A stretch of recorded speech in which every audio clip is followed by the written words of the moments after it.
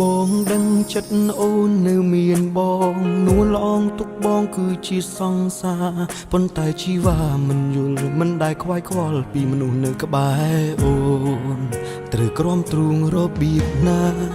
ស្របតាមអារម្មណ៍ខំធ្វើល្អ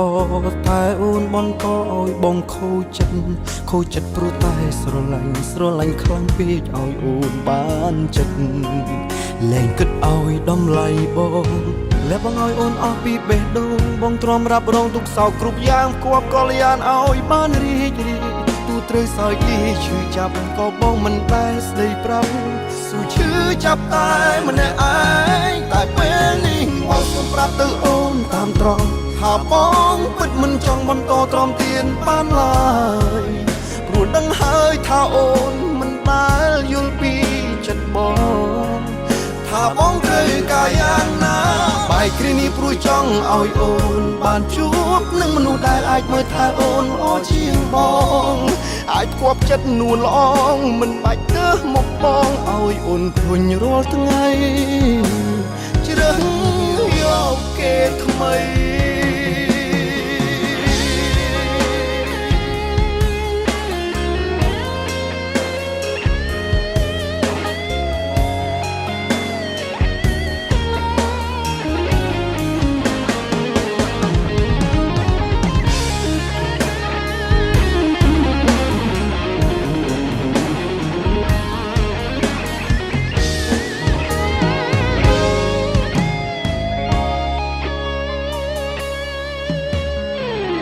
ធ្វើល្អយ៉ាងណានៅតែខុសទ្រាំខុសបែបណាក៏មិនដែលត្រូវ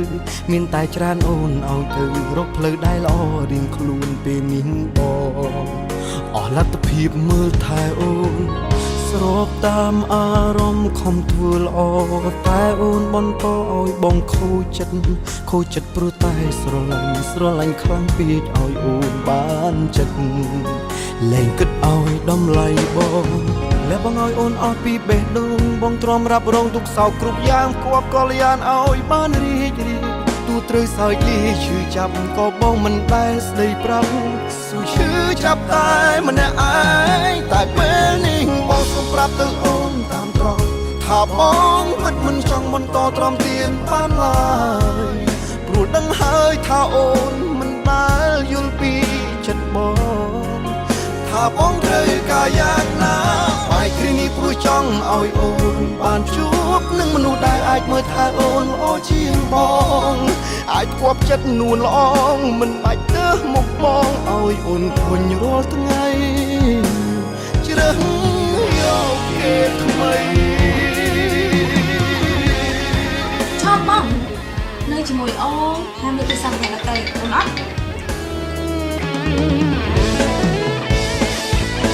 តែពេលនេះបងសូមប្រាប់ទៅអូនតាមត្រង់ថាបងពិតមិនចង់បន្តទ្រាំទៀតបានឡើយ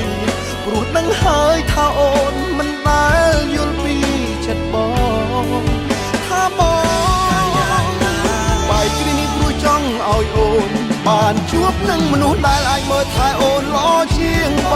ងអាចគប់ចិត្តនួនល្អងមិនបាច់ទៅមកបងឲ្យអូនធុញរាល់ថ្ងៃជ្រើសយកគេ